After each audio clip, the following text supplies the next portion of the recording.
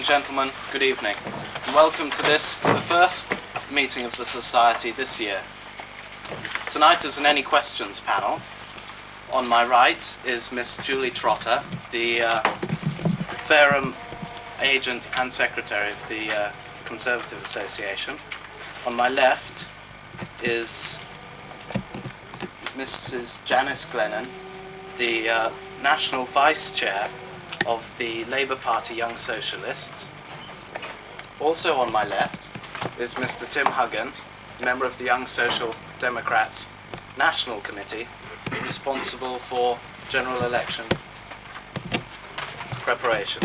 On my far right is Rear Admiral Conrad Jenkin, the East Hampshire. The panel. What is in the panel's panel's views on the request from a Muslim-controlled school that it should be maintained by the education authorities?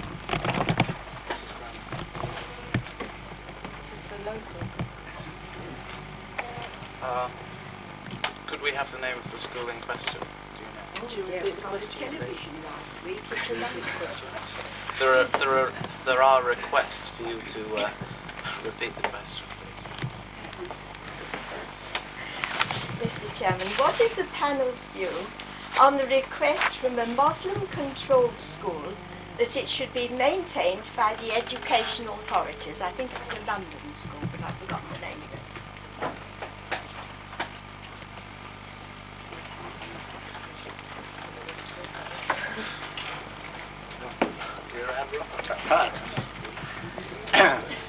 Again, I promised my wife before I came tonight that I wouldn't bang on something I know absolutely nothing about, and that clearly is one of the subjects. There are always two or three sides to all these arguments, and there are clearly two or three sides to that argument. The only point I'd make, and I'm sure you thought of it for yourself, is this question of precedent. Once you have done it for one, every man and his wife says, my school too, and you have schools controlled by this, that, or t'other, and some of which you might approve of. Like on the whole, I would approve of the Muslims, but some may be black power of which I wouldn't approve of. So it's precedent. But before I, voted, I would want to hear both arguments for yes it should or no it shouldn't, and I don't know the arguments. Well, the question is, I actually believe that there should be a totally secular education system, but at the present time it appears to be unattainable. If this Muslim school was going to be state maintained, then it would have to conform to certain state standards, and for the local education authority, it would have to have certain curriculum standards. And if it met those standards, then of course it should be state maintained, because these Muslim mothers and fathers obviously believe that the state education system does not cater for their needs. And if they feel the need that they have to have their children educated with a Muslim slant to it, especially in the religious side of activities, then it should be state maintained. Well, I would agree with Conrad Jenkin to a certain extent, in that obviously there are various sides to the various issues at stake here. However, I would also say that, going on a little bit further from what Conrad Jenkins said, that if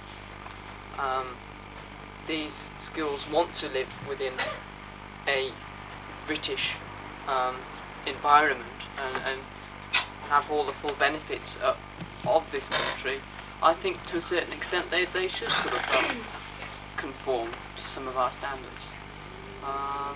However, there's all views, as Conrad Jenkins said. Well, I think that just on the issue of sort of like religious education in schools anyway, I think then that all religions should be taught in schools from an educational point of view, and from of understanding different people's religions. But on the question of whether a school should be maintained by the authorities, then all I would say is that I think the whole of the education system needs looking at anyway, from the point of view of how schools are actually run and what is actually taught. Because at the moment, I believe most of the the final teachings before you leave most secondary schools is of how to sign on the dole at the moment. But anyway, I think that it should there should be a new planning for all the ways that schools are actually run. I think as far as a religious school being maintained by the education authorities, then I wouldn't necessarily support that. Although I think schools should cater for religions.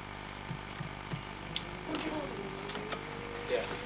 There's provision under the 1944 Education Act whereby people who wish to have their own religious school pay 15% of the running costs of the school, and the government pays the remaining 85%.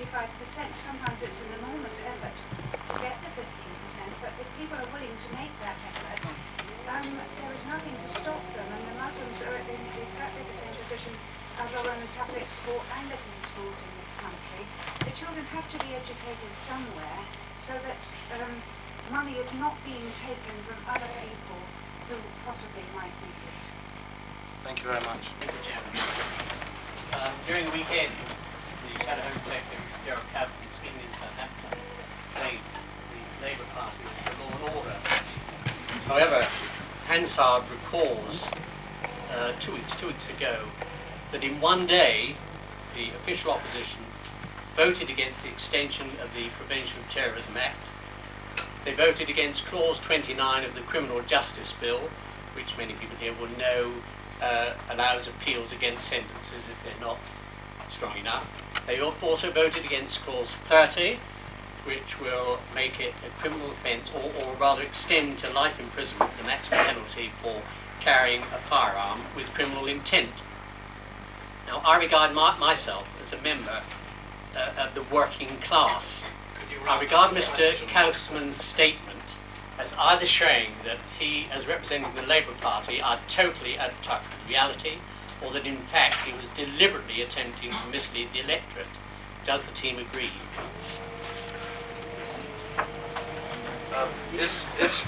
Is your point, sir, that the Labour Party's viewpoint on firearms control is unrealistic? My point is, Mr. Chairman, that Mr. Kaufman claimed the Labour Party was for law and order. 2 weeks ago, Hansard recorded that the official opposition on the same day, on 3 points, voted against measures which were intended to help to encourage a state of law and order. Now, I think he's out of touch with reality, or else he was having a pre-election attempt to mislead the electorate of what the Labour Party stands for. And I'm a member of the working class, I'm fair to say. Well, as the past 8 years has shown, the Tory party is obviously not the party of law and order. With the spiralling crime rate, as far as your question goes, I do believe that the Alliance also voted against the section of the Act which gave the right of appeal for the sentence, because they felt that if you go to appeal judge to try and extend the sentence, then these appeal judges just haven't seen all the facts. It's got to be a retrial in some way. I mean, and you're just judging, you're just saying, well, he's been found guilty of this offence and you've only given him 3 years. We think it should be 5, but they've never sat through the whole of the court proceedings. How the hell can they judge? And also about carrying a shotgun, carrying a firearm with intent, putting that on to a life sentence. If we could say, well, we'll have this, all these as life sentences. So when the bloke goes out and the police are going to arrest him, you might as well shoot him. He's going to get a life sentence anyway, isn't he? You might as well shoot the police.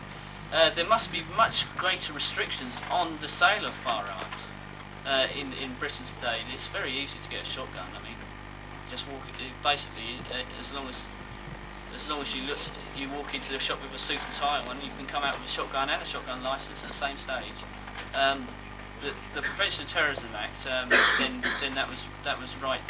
The Labour Party was wrong to oppose I think it was the renewal of the Prevention of Terrorism Act, which comes up every year.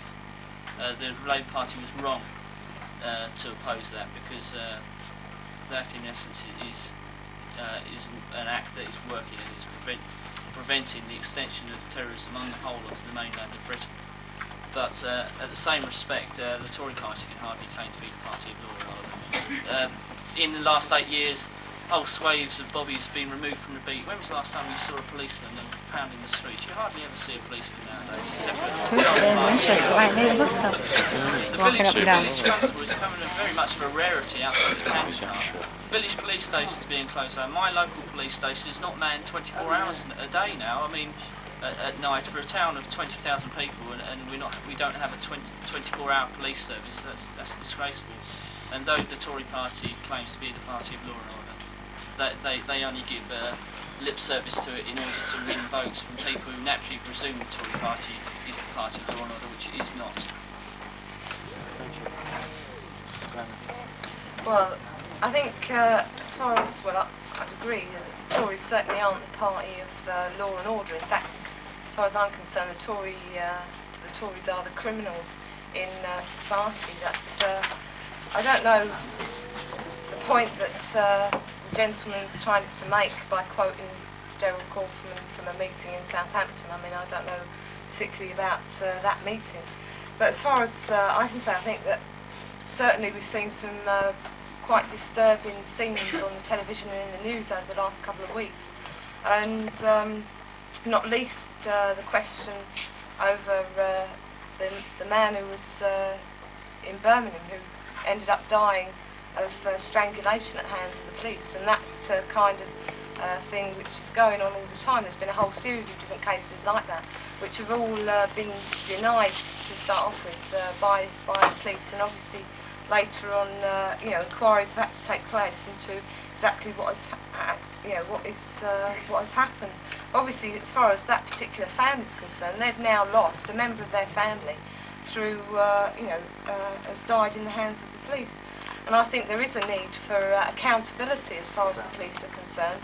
But also, I think there's some very disturbing aspects in this new criminal justice bill, whereas now they're proposing that to restrict the right of people to protest, the right of people to demonstrate, where access can be taken into people's homes, and so on. And so therefore, as far as I'm concerned, the Tories, certainly don't stand for, law and order. I don't know, where the gentleman got his point from about. Is that your conclusion? Can I just say that the fact that the gentleman reiterated, I think, shows that the Labour Party certainly aren't the party of law and order, especially when one of their prospective candidates is a person called Bernie Grant, who calls the police pigs.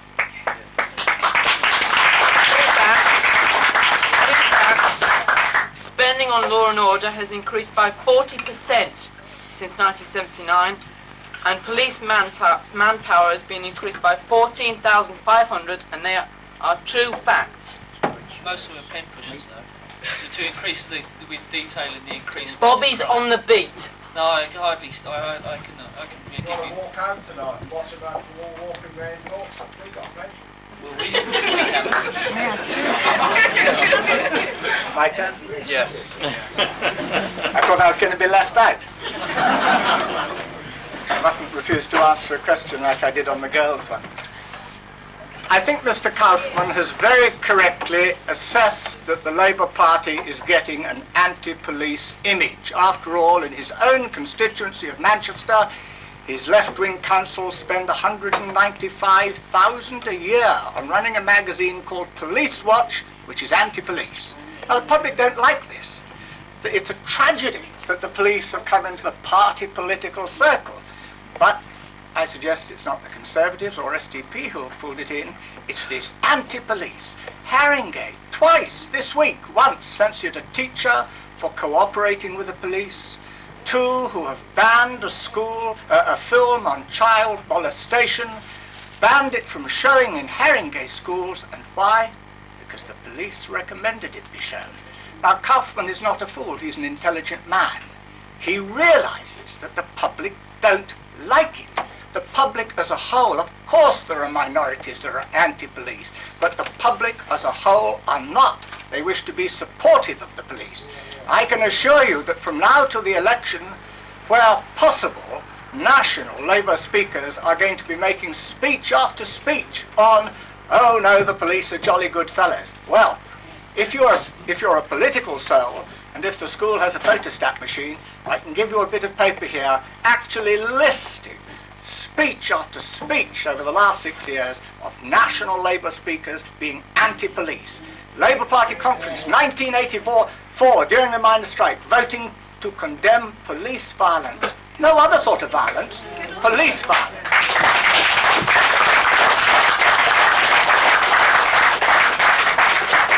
Parties has such trouble with its youth movement.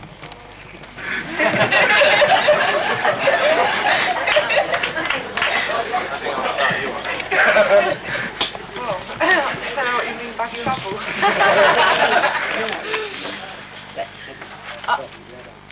I don't think the Labour Party has any trouble with its youth league. We might have a few points of trouble with the adult party. I just say, I think that the Labour Party and Socialists, or the youth section of the Labour Party, is the conscience of of the Labour Party, that we're fighting quite clearly for the constitution of our party to be implemented, and we're not going to back down until that's actually taken place. The Labour Party is committed to a socialist transformation of society, to working people owning and controlling their own lives, and we're not going to go away until that actually happens. And I think a future Labour government will face a choice when it comes to power of whether it actually bends to the knee of big business or whether it actually breaks and actually transforms society, and will be the conscience of that Labour government to make sure that it does carry out policies in the interests of ordinary working people,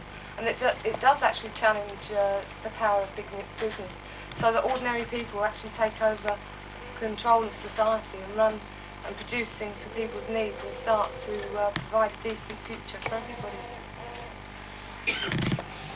Well, I don't know what trouble you mean with the Young Social Democrats. I can't. See, because we work, we're part of the mainstream of the party on the whole. We get accepted much more into the party, and we have much input into the youth policies of the party. And as a result, we've also drawn the young liberals towards us, and we are much within the party. We are the most pro-merger elements of the party. The young liberals, the young social democrats, CSCP students, and the ULS. We're all aiming towards merger, and on ground level in universities and polytechnics all over the country, there are alliance societies, and I think that is we're only providing nothing but good for the party and creating a good image for the party to Britain's youth. This, whereby we put forward the party's policies forward sensibly and create a good image to Britain's youth, and campaign sensibly rather than mindless rhetoric and such as sort of stream up and sort of chants. We don't go for chants. We create constructive policy and create the lifeblood for which the party will depend on in the future. I would just say that the Conservative Party as a whole, take into consideration our youth movement, is a broad church. We do accept that we have left and right in a party, and I would say some of our youth is probably more to the right, but we accept that. And they're within the party. We don't expel them, as the Labour Party do. And another point I'd like to make, I've just been to a very successful Young Conservative National Conference at Scarborough. It was a marvellously staged conference.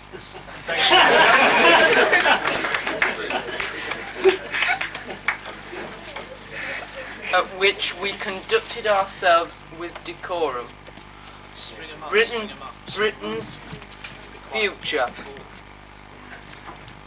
And we accepted the Prime Minister and leading ministers as well and it was a beautiful conference. And I'll be proud that one of those young Conservatives will be the Conservative Prime Minister in 50 years' time. Clearly the questioner knew the answer himself already. It was a question which was making a point rather than a quest for information. Because quite clearly young people, very understandably, maybe that many years ago, so this time I will speak as a granddad, young people tend to take extreme positions. They also have an element that it's fun. It's fun taking the extreme position while you work your arguments out. You don't have the responsibility for actually making hard decisions. And of course it's very closely tied up with the previous question from this lady over here, which is opposition politics. Anybody who doesn't talk to the other side very much, and the youngsters haven't had very long to talk to the other side, tends to become more extreme. If you actually see Labour, SDP and Conservative in the House on committee discussing some issue of housing or education, you sometimes couldn't actually take the latest report on the future of the coal industry. If you listened, you couldn't tell which party they came from. Put them in public, and whoomph, opposition politics starts. And the young, of course, are just one part of the opposition politics. Whoomph, they go to one level or the other. I've been to parties where I'm sure you can't guess yet which party I belong to. But I've been to parties where I'm deeply embarrassed by my right, or by the people who come on the right. They say all sorts of damnful things. They dig big holes and then jump into them and expect me to pull them out. But party youth. Thank you. I'd like to call on the Vice Chairman Stephen Pitt now to give the vote of thanks. Mr. Chairman, ladies and gentlemen, normally a vote of thanks is made up of thanking the members of the panel for their participation and the audience for coming along. However, I would like to say this evening that this society was founded 10 years ago almost around people coming to hear other people speak and people giving other people, no matter what their opinions, the opportunity to sit on that stage and tell us what they think and give us the opportunity to reply in a civilised fashion. This society will remain so for as long as I and most of the people in this room are a member of it. There are over 400 people in this society, and I'm glad to say that over 400 of them are of a civilised nature. Anybody who does not feel that they are prepared to listen to other people should not be a member of this society. I would like to say, however, that we have heard the members of the panel this evening, each of whom has conducted themselves in a civilised fashion, and it is nice to see that people can sit there and can speak without throwing the football at each other and arguing all the time. I'm sure that we'll see a lot more of this during the general election campaign, however, and I'd like to wish the youth organisations and the people in general involved tonight the best of luck during the general election campaign in putting either their views across on defence policies or their views in general and working with their parties. Ladies and gentlemen, members of the panel, thank you very much.